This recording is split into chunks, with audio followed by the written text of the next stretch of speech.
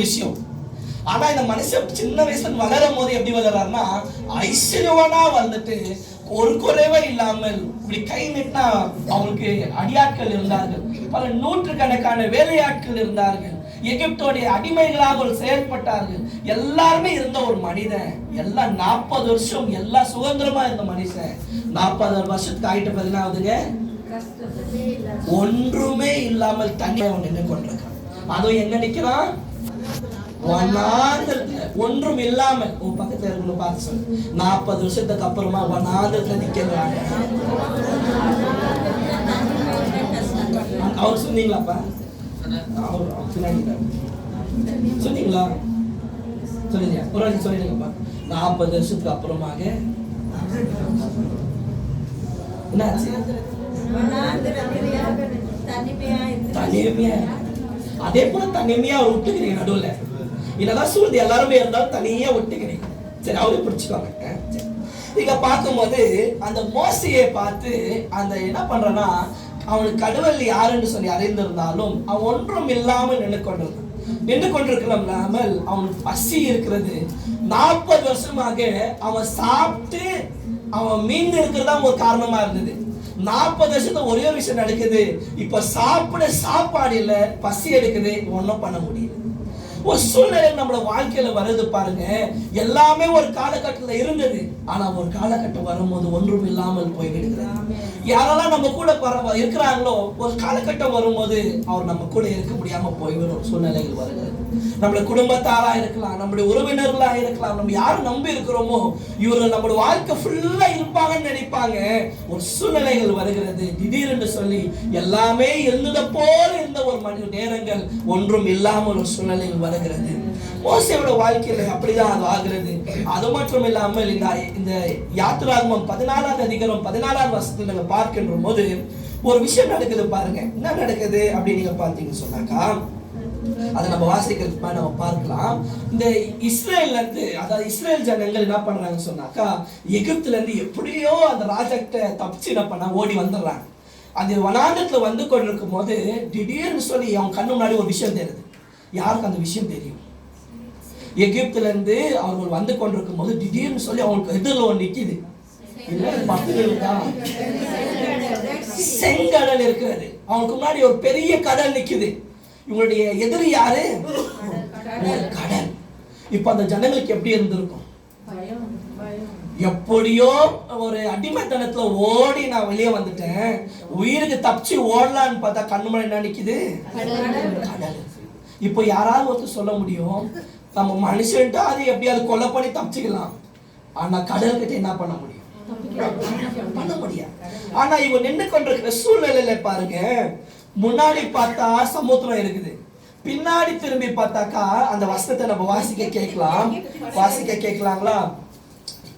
யாத்திராகமம் 14வது அதிகாரம், ஒரே நிமிஷம், 14வது அதிகாரம் 10வது வசனத்தை நம்ம வாசிக்கலாம்.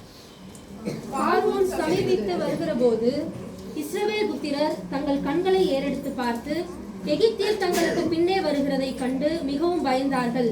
அப்பொழுது இஸ்ரவேல் புத்திரர் கர்த்தரை நோக்கி கூப்பிட்டார்கள். ஆமென். இங்க பார்க்கமோ எல்லாரும் சேர்ந்து நம்ம வாசிக்கலாமா? எல்லாரும் சேர்ந்து வாசிங்க பார்க்கலாம். சத்தத்தை உயர்த்தி வாசிங்க பார்க்கலாம். ஒரே நிமிஷம் எல்லாரும் சேர்ந்து ஒரே இதாக நம்ம தொடங்கலாம். யாத்திராகமம் 14வது அதிகாரம் 10வது வசனத்தை நம்ம எல்லாரும் சேர்ந்து வாசிக்கலாம். எல்லாரும் பைபிளை திறந்து வாசிங்க. பார்வோன் சமீபித்து வருகிற போது இஸ்ரவேல் புத்திரர் தங்கள் கண்களை ஏறெடுத்து எகிப்தியர்களுக்கு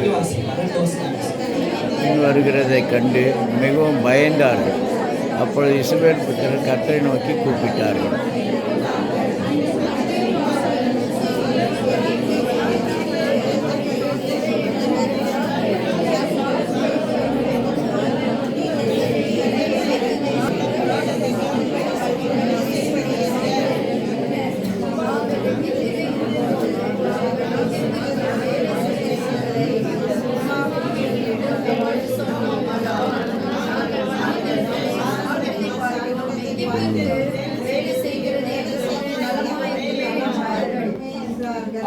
ஆண்டவர் நாமத்துக்கு கனமும் மகிமையும் உண்டாவதாக. இங்க நீங்க ஒரு விஷயத்தை நீங்க பாத்தீங்களா?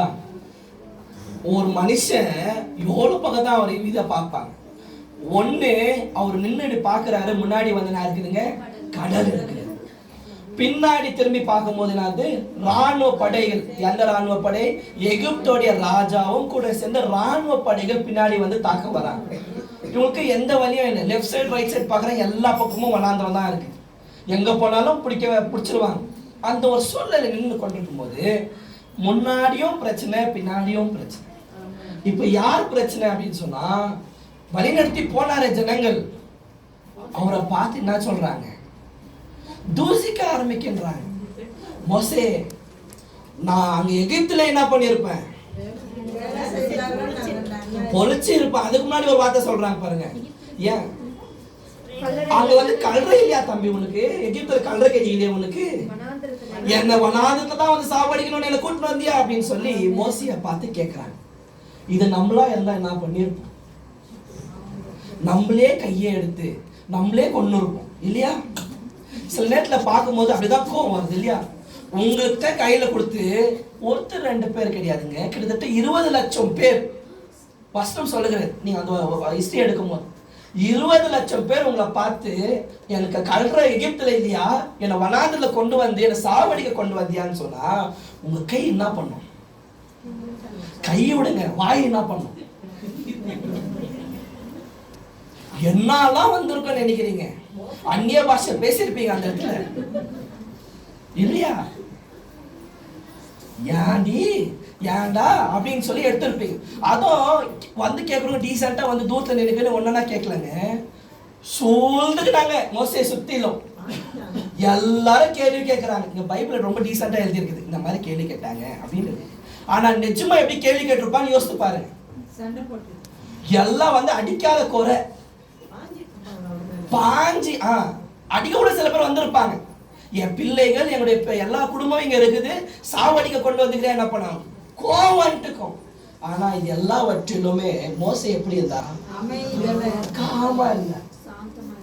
என் முன்னாடியும் வழி இல்லை, என் பின்னாடியும் வழி இல்லை. இந்த பக்கத்தினாலும் வனாந்துரும், அந்த பக்கத்தினாலும் வனாந்துரும். இது மட்டும் இல்லாம என் பின்னாடி என்ன பண்றாங்க, கத்தியத்து குத்துறாங்க. யார் குத்துறது? சொந்த ஜனம். யாருக்காக நான் காப்பாற்ற வந்தனும் அவங்களே குத்துறாங்க. அவங்க என்ன பண்றாங்க, அந்த நேரத்தில் மோசே ஒரே ஒரு விஷயம் யோசிக்கிறார். மோசே ஒரு விஷயம் சொல்லவில்லை. என்ன சொல்ல தெரியுங்களா? சரிப்பா, பின்னாடி வந்து என்ன வருது, ராணுவம் வந்துருக்குறாங்க, முன்னாடி உங்களுக்கு தண்ணி இருக்குது, நீங்க எல்லாருமே என்ன பண்ணிருக்கிறீங்க, உங்களுக்கு ஸ்விம் பண்ண தெரியும், உங்களுக்கு என்ன பண்ண முடியும், நீச்சல் அடிக்க தெரியும், போய் எல்லாரும் தண்ணியில குத்தி நீச்சல் அடிங்க அப்படின்னு அவர் சொல்லல. சொன்னாரா? சொல்லிருக்கலாம் இல்ல? உயிர் காப்பாத்துக்க சொல்லிருக்கலாம் இல்ல?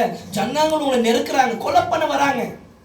மோசேனை சாவடிக்க கூட்டு வந்தியான்றாங்க ஒரு பக்கம், மோசேனை ஏமாத்துக்காரன்றாங்க, ஒன்றதுக்கு பிரோஜனம் இல்லைன்றாங்க, உன்னை நம்பி நான் வந்தேன்னு தள்ளல அடிச்சுக்கிறாங்க. அது மத்தியில என்ன பண்ணுவாரு மோசே? பொறுமையாய் காத்திருந்தார்.